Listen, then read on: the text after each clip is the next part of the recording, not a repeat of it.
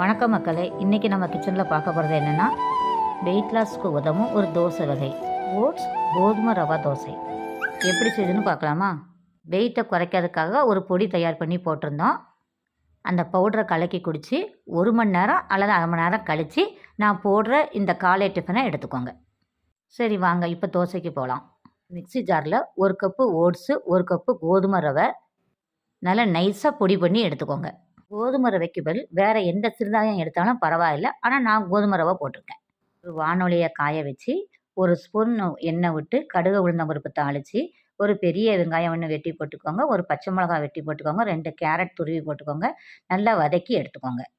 ஒரு பவுலில் திரித்து வச்ச பவுடரை போட்டு 1/2 ஸ்பூன் மிளகுத்தூள், ஒரு சிட்டிகை மஞ்சத்தூள், தேவையான அளவு உப்பு, 1/2 ஸ்பூன் கறி மசாலா தூள், ஒரு சிட்டிகை பெருங்காயத்தூள், 1/4 கப்பு தயிர். இப்போ வதக்கி வச்ச வெங்காயத்தையும் அது கூட ஒன்றா ஊற்றி நல்லா கலந்துட்டு தேவையான அளவு தண்ணி ஊற்றி தோசை பதத்துக்கு கலக்கி எடுத்துக்கோங்க.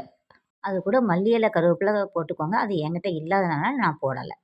கலக்கி வச்ச மாவை அரை மணி நேரம் ஊற வச்சு அதுக்கு பின் நல்லா தோசை ஊற்றி எடுங்க. நல்லா முறுமுறுன்னு சாஃப்டாக அழகாக தோசை வரும்.